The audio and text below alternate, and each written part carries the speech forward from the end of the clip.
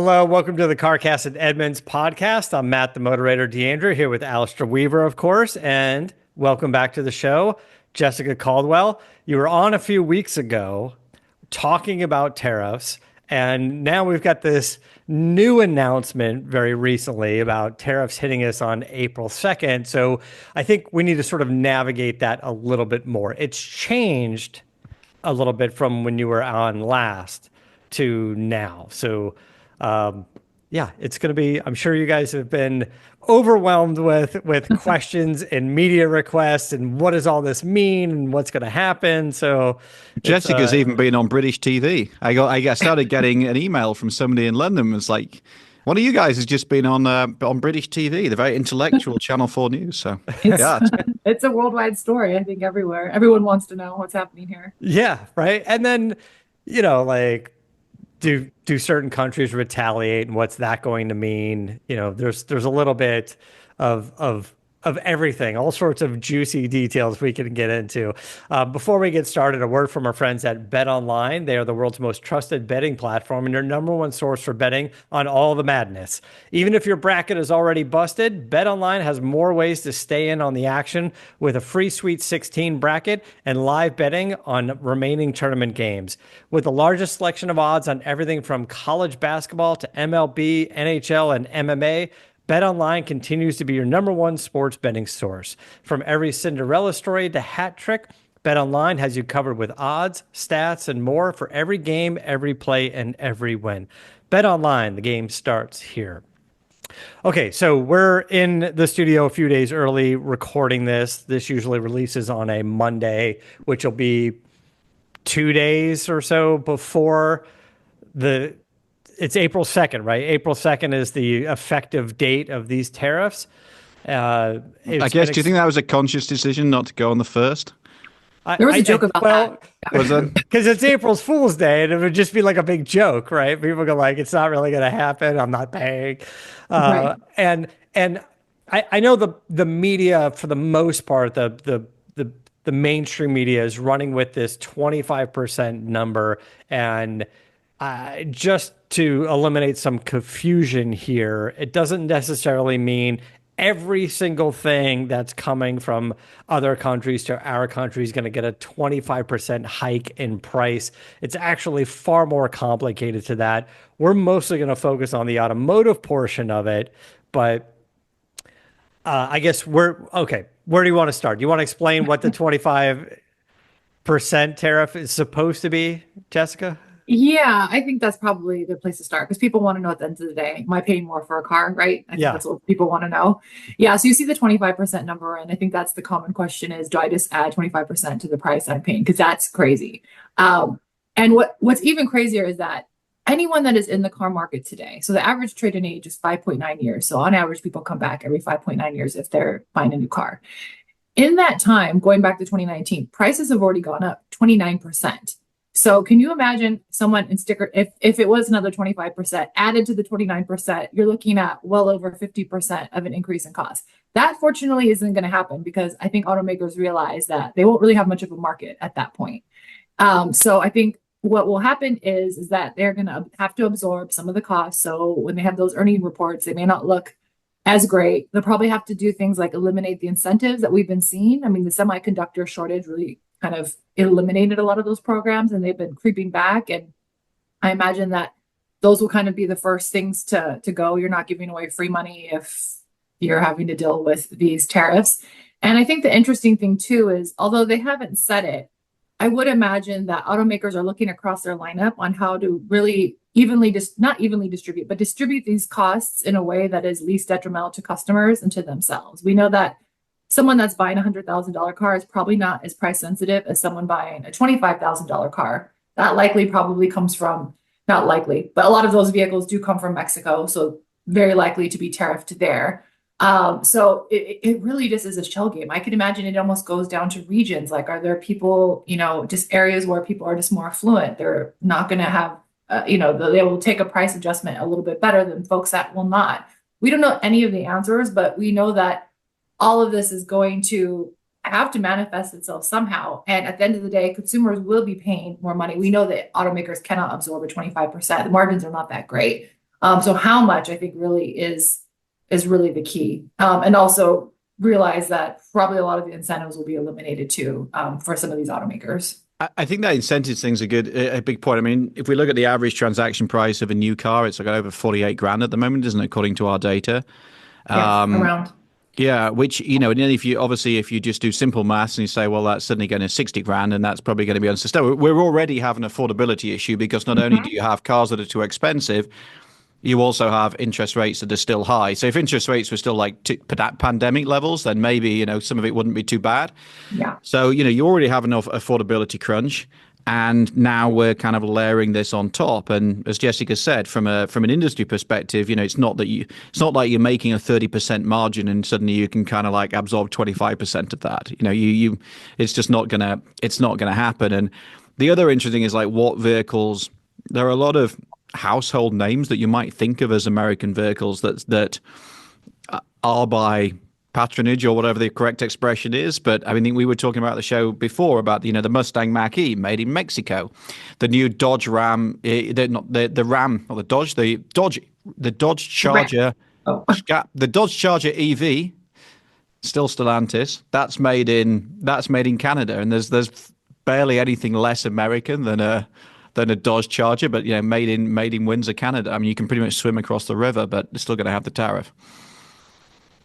Now, when you were on, we were talking about the tariffs mostly coming from things coming from Canada and Mexico, but now that has changed, and it's going to be a 25% tariff on pretty much any country coming here. So we've already seen news come in from on a high level, a company like Ferrari, which has high margins, doesn't sell a ton of cars, but very profitable. They have already announced, they're saying, well, certain models are going to go up in price 10%, where others will stay the same. This is kind of an extreme example, but how there's enough margin or incentives or whatever's happening with them that they can absorb some of those costs. So again, it's not like everything is going to go up 25%. It's really going to come down to, as you were saying, the car companies and the volume of cars, the margins of cars, the dealers themselves, how it's going to trickle down to them. There's a lot at play. Yeah, if you look at Toyota, the Tacoma and the RAV4 are both made outside the US. But if you look at the RAV4, I think I'm correct in saying that the engine and the gearbox is made in the US. So, the staple brand of the American market at the moment, how does that play out? Chevy Equinox also in the same boat. So it's not straightforward for the consumers, it seems. And, the super luxury end of the market, your Ferraris and everything else, that's kind of almost an edge case. But there is that sort of middle ground luxury. You think about something like Jaguar Land Rover. They're obviously importing predominantly from the UK or from continental Europe. That's now impacting them as well. And it's hard to see a company like that being able to kind of pivot and suddenly find a way through this apart from, absorbing the costs or passing them on. Yeah, I mean, that's right. And especially when you start thinking too about how detailed this gets with parts. And even if a vehicle is assembled here, if it gets engines, transmissions, those high dollar parts from any place else around the world, those are going to be tariff, which would directly affect cost, because I keep hearing people say, oh, it's built in America, it should be fine. It's like, we know that there is no vehicle on the market that is 100% sourced parts wise and, final assembly in the United States. So every car company, Tesla included, is going to feel the effects of this tariff. It is going to be different depending on, on who you are, but you're still going to have to deal with it. I mean, some of the parts conversation still hasn't been flushed out. I think the Commerce Secretary seems like has a big job on how that exactly shakes out, but I can't imagine that they're going to be in a position where they're just going to sit on that for, a long time, considering how fast this has all moved. I mean, I was going to say, it's got 4 days to sort it out, right? Yeah. Well, exactly too. And it was sort of like, oh, this is happening. And then all of a sudden he's on TV signing an executive order like 30 minutes later. And it was like, okay, this is, I doubt that they'll have a 4-month deadline to figure out what that looks like. Yeah. I mean, what are they going to be the details? We don't really, I don't know that they know what the details are going to be yet, but yeah. They've outlined some of the big parts like engines, transmission. They included electrical components, which, I mean, that's a pretty vast category, I think. But like they were talking about some of the other parts, not quite sure of how, I imagine it's from a cataloging standpoint? Because some of the small parts, they come from Well, I multiple mean, places sometimes. there are some big categories though, like steel and aluminum, which is obviously such a major component in the automotive space, but also in other industries as well, right? Beverages, cans, all sorts of things. But so that's going to be significant. And as we start to look at how is this going to trickle down to beyond new cars, to used cars, repairing cars, repair shops. Jessica, off the air, just when we were just talking before we started recording, you were kind of explaining what about used cars? If you go and you trade in your car and they offer you a high dollar now, but then things change in a couple of months, then they just made a bad deal. So Yeah. every, Yeah. So, I mean, yeah. so we saw this when we had the semiconductor shortage, is that there was lack of availability for new vehicles. So everyone just went to go buy a used vehicle. That's what people do. And as a result, prices spiked significantly for used vehicles. And we'll probably see a similar phenomenon this time around when people think, oh, I'm not going to buy a new car, it has tariffs. I don't even know what that means. It seems complicated. I'll go buy used. Where this gets a bit tricky is at the dealership level, just because you're going in, you want to trade in your car. Obviously, you want the most money for it. That's understandable. But if you're a dealer, you don't know how long these tariffs are going to last. It all feels very sometimes temporary. I mean, we've had like a few delays in tariffs. Will they last forever? Is this just a scare tactic that the president is using? I feel like that's a big dialogue right now. So you're bringing your trade in, and maybe the dealer is a bit hesitant just because he doesn't want to pay necessarily top dollar for your vehicle, even though used vehicle prices are high, just because if the tariff goes away in a week or two and he's still holding on to that piece of inventory, well, he's just lost X amount of money. So it could get a little complicated. I imagine there's a lot of dealer relationships that will get complicated, especially when we hit a situation where he has vehicles on the lot or she has vehicles on the lot that are half tariffed and half not tariffed. And how do you kind of handle that situation of these vehicles have been sitting here 60 days, so there's no tariff on them versus the new ones that are just coming off the truck. So I definitely feel for the dealers in this point in time, because they're gonna have to have some probably very awkward conversations with their customers.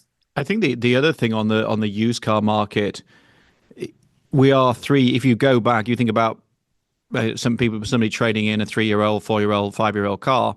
You go back 3 years, this was like the back end, this is the pandemic, where obviously not as many vehicles. So you've already got a supply problem in the used car market anyway. Yeah.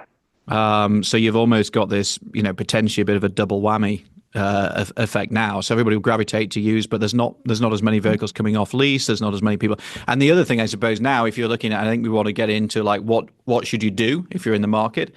But I think there's a lot of people will hang on to their vehicles because as you say, things are changing by the week. I think I said so on the show, my own hunch was that tariffs would go away in automotive, and how wrong I was. And, so who knows? Maybe not still be. I mean, we still have time. We still have time. It's getting a bit to the wire, but we still have time. So if you've got a vehicle, maybe you just hang on to it. I think most people in the situation is like, well, if my car's okay, I'll just, which is also a function of what happened in the pandemic, I guess. Right. Yeah. And on the used car side of things, it's like we don't really know all of the details on what it's going to cost to maintain and repair vehicles. Like what's going to happen to the parts market, to the aftermarket world. That's going to be like that's going to be pretty impactful when you start to think about, cars that need to be fixed on a regular basis. Like we talk about holding on to cars longer because they're more expensive and needing to fix them. And a lot of times when somebody starts to think about a new car, it's when they get stuck with a bill that doesn't make sense. If it's, hey, something's blown, an engine and transmission, it's $2,500 to replace it plus labor. And they're like, yeah, but the car's worth $2,000. So what am I going to do now? So now it's time to get rid of it.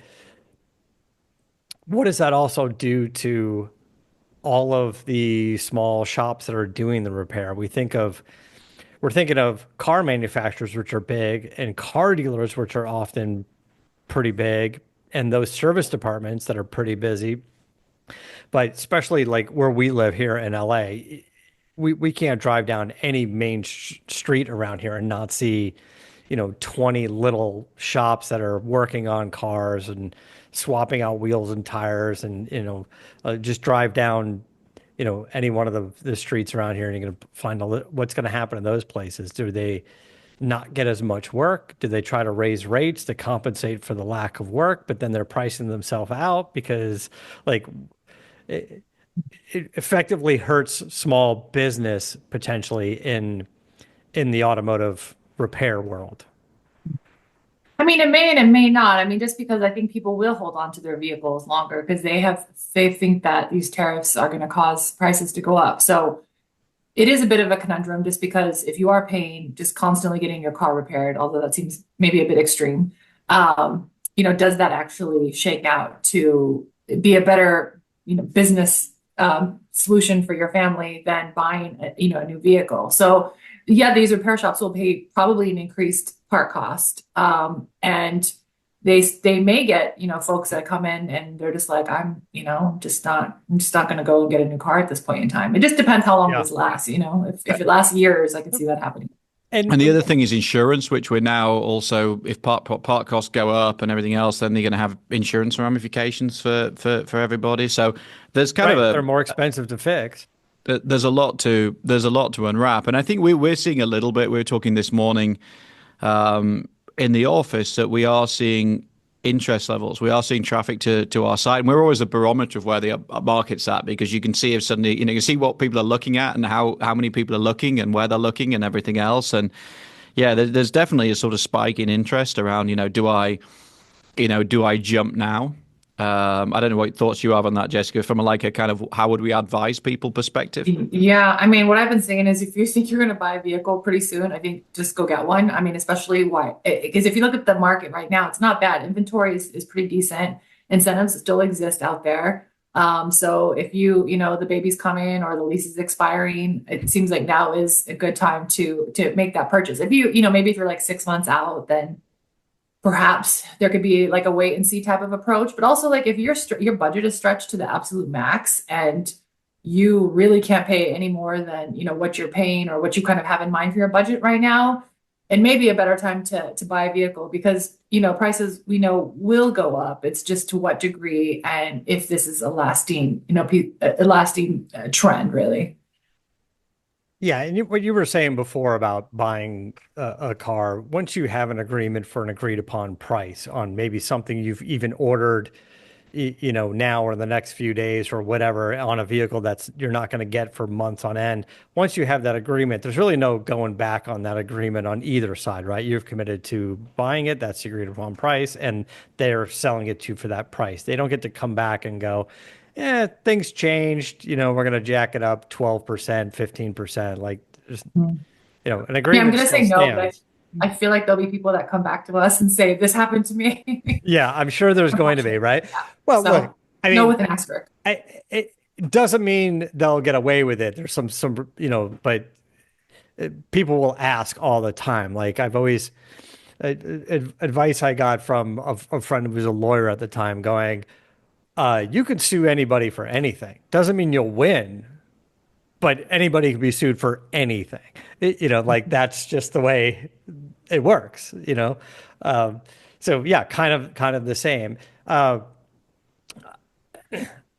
started thinking about what responses are we expecting from car manufacturers? Again, like if you're Ferrari can be like, we're going to raise prices 10% on a handful of the cars. Here's the models. The other ones we don't get. And then we get some responses, maybe not officially, but from companies like Ford, where I don't know if you saw this, but someone at Ford had shared this on Instagram, and it's Ford basically going, I don't know, they're just trying to sort of imply that they're an American brand, and because of that, 80% of our vehicles are here. We're not going to don't sweat the tariff thing. It's less impactful for us. Just some statistics that they're trying to, ease people's concerns on something like. Now, I don't know if this is just like, hey, it's good, it's accurate, or this is a dig on other non-American companies. But what sort of responses have you seen so far from any of the car companies? Have you seen anything that we haven't seen here, like from Ferrari or Ford yet? The Ford thing, I also saw this post. It's you don't know whether they're trying to talk to consumers or talk to Washington or a bit of both with this sort of thing. Yeah.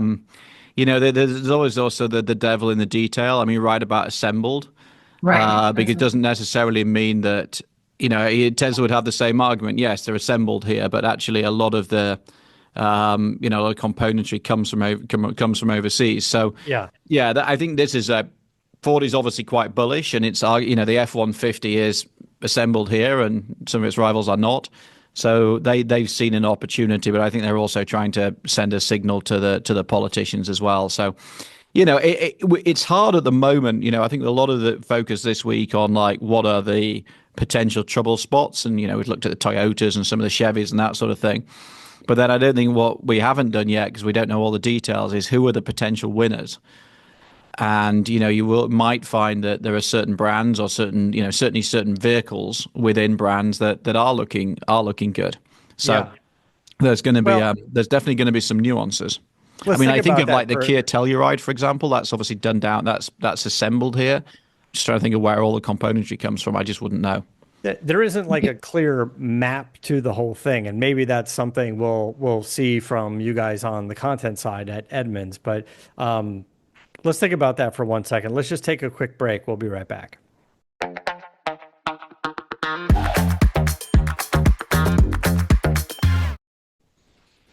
Okay, so what we were talking about was, I don't know, like a map, if you will, if we start to figure out what cars are actually made here, what parts are here, what parts come from Mexico or Canada or other places overseas.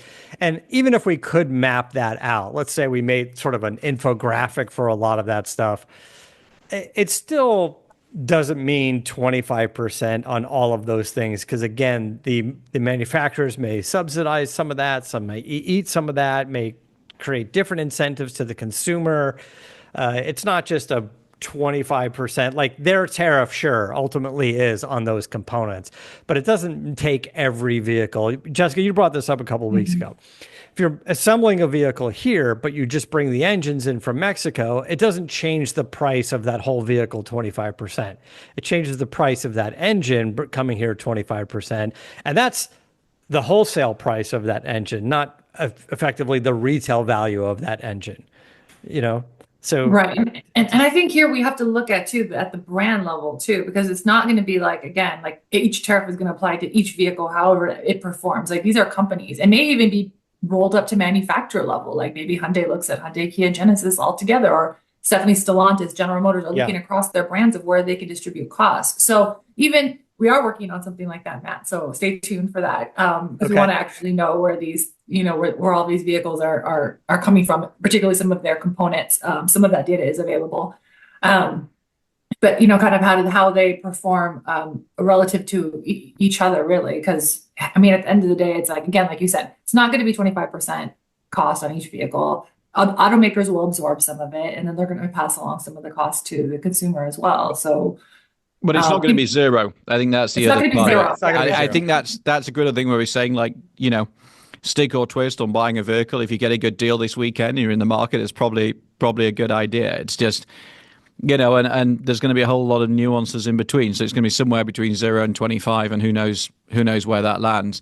It'll also be interesting down the line what the political impact is if, people start getting laid off and everything else as a result of it. As Jessica said, who looks at car manufacturers, it's big business, but the margins are rubbish for most brands. If you're going to talked about Ferrari, well, they're at the super luxury end of it, and they have big margins. Yeah. But your Toyota, Ford, and everything else, the margins are terrible. Compared to a lot of industries. Yeah, especially suppliers. I mean, that's what's really going to collapse first. Is like tier 2, tier 3 parts suppliers. Their margins are razor thin. I mean, they make automakers look like probably like kings and queens. But if those guys start collapsing, then who's making the parts to supply the car? So it really is a chain. And And some of this may be, again, just posturing and, for the administration to move some of the factories back to the United States, or at least have commitments, because they know that they can't commit to make these vehicles in the next 30 days here, but they can commit to opening a new factory in the United States. And maybe enough of those announcements will come through and the tariff will be, eliminated. So there's that chance as well. Hyundai came out with 18 billion, Yeah. right, this week? Yeah, So and that was big news. I think there was the photo op immediately. Well, that was the example I was going to bring up was those type of sort of backdoor deals like Hyundai going, we're going to commit billions and billions of dollars to more factories, lots of American manufacturing, which is the goal of the Trump administration. They're saying we want to bring more jobs here, more manufacturing here, less reliant on other countries to do that. So that was that's their plan. So that if they get a commitment from Hyundai to say, we're going to be building all of this stuff here, do they get a different deal? Do they get to go, we can't survive on the 25% tariffs for the next however many years it takes us to build, 5 years to build factories and hire up. And so what kind of deal, how do we soften the blow? Like, I don't know if those deals are happening, as you said, or is this April 2nd deadline more of a, not threat, but sort of an incentive to saying April 2nd is the deadline for when tariffs will increase? Or is that really the deadline for so many manufacturers to come forward and go, we will commit, here's our plan, here's our proposal, we're going to commit to a certain amount of manufacturing within the next, build outs within the next 5 years, and they get enough, and then we backtrack on April 2nd? So we don't know for sure? I don't know. I mean, it has parallels with the whole EV tax credit thing in the last administration, where it was all going to be on the purchase price of the vehicle. And I think it was Hyundai again that lobbied Washington, wasn't it? And then suddenly there was this kind of concession or loophole, whatever we want to call it. And suddenly it was okay if you lease the vehicle because then technically the leasing company owns it. And that seemed to then everybody just basically decided to lease EVs. So yeah, I don't know. I mean, I guess it's keeping us entertained. I was listening to a political journalist the other day who said that she was going to the gym more, just like because of the breathless pace and how many hours they were working, just trying to keep on top of this stuff. Right. But what I'm saying is the end goal isn't to punish companies and the consumers and raise the price of all of these things. The end goal is, according to the Trump administration, is to bring more manufacturing here and be less reliant on overseas stuff. So the challenge is it's a 5 year. Say it's a 5 year. Everything's a 5 year plan. You got no, exactly. Even and then of course we talked about last time we discussed this. In 5 years' time, we're going to have a new administration, and everything could be thrown up in the air again. So do you commit to a $10 billion investment for a couple of plants in the US, and in 5 years' time everything's thrown up in the air? It's really tough at a time when the industry is already under huge amounts of pressure with all the electrification and all the costs associated with that, with the high interest rates. It's just it's a really rough time. And what will happen if a company like Stellantis is not in the rudest of health at the moment? What does that look like for them? I think there was the famous Farley quote recently was talking about can't remember the exact wordage, but basically this was like a seismic moment that, the like we hadn't seen before, if this actually came to be. And, it's interesting times. And, obviously for the consumer, does it just mean higher prices? Does it mean less choice? Does it mean they're going to have less vehicles potentially going forwards? It's a lot of things. We were due to go on a press launch on Monday for a new Alfa Romeo, and the press launch was cancelled or postponed. Yeah, because I presume they just looked at this and gone, "Hang on a minute, this is one of their smaller vehicles, Tonale." Are they just taking a look at it and say, "Oh, hang on a minute, we're struggling to sell this thing anyway. If we're going to increase the price on it, it's already too small for America, really. This is like that. So let's not spend the money. Let's just withdraw it from the market." So we don't actually know what's happening in that vehicle. We just basically we were, pretty much packing the bags, and it's like, actually this isn't happening. So you're already seeing these ramifications, and and again they're eating costs, right? They've already probably paid for half that event. So now, interesting times. Jessica, I don't know if your team looks into this, but the other side of the coin is other countries are, I don't want to say retaliating, but they're responding to the tariffs by doing the same thing on their end. And, if you're Nissan, and like Nissan is in a bad place financially, but if you read what they've been saying it hasn't really changed much in the US. It's just their sales in China, for example, slowed down quite a bit, took like a 30% hit or whatever, and that's what hurt the company. So financially, what about companies here? Like Tesla, for example. Tesla makes their cars here. I don't know how much they're building overseas or if they have a factory over there, but are they going to get hit with, are they going to sell, are they going to get hit with a big 25% tariff in China or other countries? And will that affect their cash flow?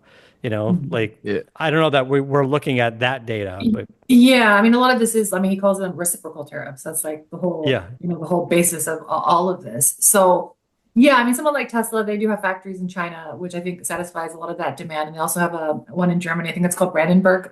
So that I think is for Europe. So it kind of depends. I imagine how the automakers have this all, how this is all laid out. And it just, I mean, it really just takes away from, I think, the fact that they've been working for so long to set up like global, but also, local manufacturing of kind of how it works best for them. And then when we start with all this tariffs, and just when you've like kind of optimized like how things work, which I think they've done a much better job over the past few decades, all of this is going to happen because you're right. It's not just our tariffs, but now everyone, it starts to reciprocate. It almost feels like an arms race at this point. Like, we're doing the Cold War again? Is that what's happening with tariffs? And actually, this does have a cause and effect. I was back in the UK last weekend. I know you were there not too long ago, Jessica, and you look at the car park. I've been away 8 years, and I was looking around at just like the landscape on the road, and I was like, I don't even recognize half these cars. And that's because they haven't had the tariffs on the Chinese vehicles that the US had. So companies like BYD, MG, famous British brand, was actually Chinese owned. You look round and MGs are in the top 10 sellers because they're decent products at a more affordable price. And I got an Uber to a train station in London, and it was an MG, electric MG. And the guy said, "Oh, do you like the vehicle?" And the guy said, "It's cheap, it's okay." And you look around, it does. This does have. This is not like, oh well, it doesn't really have any impact. It does, and I think if you just opened the border and took away the tariffs on Chinese vehicles, companies like BYD would be selling a hell of a lot in the US. We've seen it before and see it again. So it is real. It's not sort of like made up maths. Yeah. And we've also gotten rid of so many lower end cars. I know Americans don't like the small, compact, econo box. I mean, so many of our very first cars out of like college, it was those cars. Probably not anymore because they don't exist. Yeah. But I can imagine what this tariff goes through, what it does to that market even further, because again, those margins are quite small. I mean, I think Nissan Versa is already going away, but a vehicle like that wouldn't survive with the 25% tariff because I think a lot of that is it in Mexico? I believe so. But Yeah. those type of vehicles. So I can imagine when you were saying like less selection for the American consumer specifically, again, it just feels like folks that are in the lower income levels and, they just have less and less choice over the years. I mean, part of it is American taste, but a part of it now, just could be that the automakers just can't make the vehicles, even, not just the Tonale, but other ones that are less expensive than that. Yeah. The 20 grand car is probably a waste of time. From an OEM perspective. Yeah, I mean, the Mirage is you going got to look away. at the Wall Street. The Mirage is going away. Yeah, the Mirage is going. Yeah, do you want dry your We tears? still have that? Grab it quick. Yeah. But you're right. The financial aspect of it, which, you see a little bit about, but, like what's going on Wall Street, stocks are down. And you're right. Does it make financial sense to have a $20,000, $25,000 car that's basically no margin? It's just to get some people into the brand, and hopefully they'll graduate to more expensive cars as time goes by. And then, overseas, do sales drop for certain companies? We won't really see the effect of that until, quarterly reports and stuff come out and stock prices change and everyone going, well, if we're $1 billion a year in sales company, we just need to get used to being a $800 million a year company, instead of $1 billion a year company. Like, for example, it's tough to chase after that extra money if it's just not going to be there. Yeah. I mean, I was just going to say something that Alice said earlier. It's just that these companies are already putting away to the future for electrification and autonomous driving. And now we have to deal with the tariffs as well. It seems like it just almost seems almost untenable at this point of how you move forward and progress with this with this technology. And then, dealing with these, and it's so funny because it's like, it's a tariff, but 25% is massive. It's like, it's not like a 2 or 3% tariff where it's kind of like, well, it's tariff, but probably can handle it. This is like business changing. There's also I was thinking about EVs. I hadn't thought about this when we were off air, but thinking about a practical reality. It's not like we've got enough lithium in mine in the US anyway. So like, if you're going to bring your batteries in and everything else, then they're not really coming from here. There are sort of practical realities to what you can do in the US. And, it's a pretty resource rich country, but there are still limits to, where all of this is going to get mined and when all this is going to get built. And, who knows? I mean, it's an extraordinary period. I agree with you on the EV front. If you think about if the tax credits go away, then you've got tariffs on top.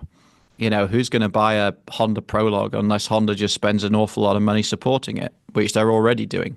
And, at some point. And sales are down and companies are already writing off major expenses. So on top of tariffs, which effectively, reduces their margins or slows their sales down. If you're, I don't know, the Volkswagen Group or Porsche going, well, we're also going to write off $800 million that we've committed into EV that, we've spent and we're not going to get back. So that's a loss for us. Like that, it's going to add up. So it's actually, the timing is actually a little terrible for the car manufacturers.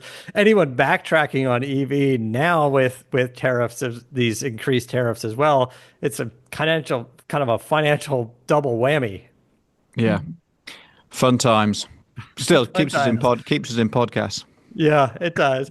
All right. So listen, I in a week we may be telling another story. We'll see what's going to happen. Like we said, we're a few days away, and as we've seen, a lot seems to happen. Like you said, Jessica, maybe some of these other car companies are going to step up with proposals or announcements going, yeah, we're going to commit to a certain amount of build out manufacturing, whatever in the U.S. It's going to commit to jobs. Like that seems to be the goal of the Trump administration. So maybe there's concessions to be made going, okay, we'll buy you some time. So yeah. Seems like it's a bring your best proposal day. It really kind of is. Bring your best offer. Yeah, it's just kind of bring your best offer, whatever you can come up with. It's like bring your kid to work day or whatever. Yeah, it's just like, I mean, if you guys think you've been having a busy like PR couple of days, and I know you got to run and do another interview in a second, but imagine what the finance teams at these companies are doing right now, going, we've got 48 hours to come up with a new proposal that's going to completely roadmap our company for the next decade. We've got 48 hours to come up with that plan. So good luck. Yeah, that's a tough one. Yeah. Or the person in charge of the parts spreadsheet, like globally, like here's this part spreadsheet, here's where everything goes. Where does everything come from and what's the margin? Yeah. Like they're just on the phones with suppliers and everything going, wow, what can we do? We got to make a deal. Like they can't decide on their own. There's so many moving parts. The suppliers. And as we saw with the pandemic, the suppliers, that little rubber grommet manufacturer goes under, and suddenly you can't build a car. So there's that whole, straw that broke the camel's back, or whatever the cliche is. Yeah. Butterfly in the Amazon.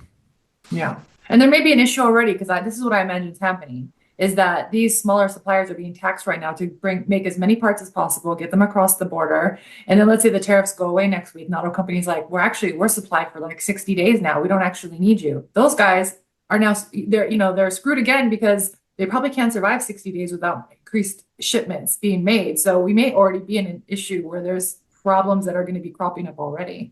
Yeah, you're right. They would lose income for a couple of months. Right. And they need that. All right. So All right. I think we're gonna wrap it up for today. I know you guys got other stuff. This will be exciting. We'll see what happens next week. Maybe next week we're like, none of it happened. Yeah, let's go back to talking it about was all a sports cars. dream. Yeah, we go back to talking about you drag videos, which are always fun. what's Maybe going by on? that stage, it'd be like the pandemic. Everybody needs a bit of light relief, and we should just talk about something completely different. Yeah, forget tariffs. We're done with tariffs for at least a couple of weeks, maybe. We'll Yeah. see. Yeah. I want to get the serious topics, guys. I imagine people see my face on this podcast and they're like, nope, not for me. Don't want to deal with this today. They're like, Jessica's back on the show. What's happening? Jessica, you have No. been like the highest rated shows according to our data. So I know you've got you're the always most very valuable welcome. information. Alistair and I just make stuff up on a week-to-week basis. It seems like we just talk about the stuff we have fun with and enjoy. But we'll enjoy doing the show. But you're bringing the hard facts, and I appreciate Sensible consumer advice from Edmunds.com. There you go. All right. On that note, thanks so much, guys, for listening. You guys have a good rest of your day. I know you're going to be busy. Until then, keep the air in the spare and the bag in the wheel.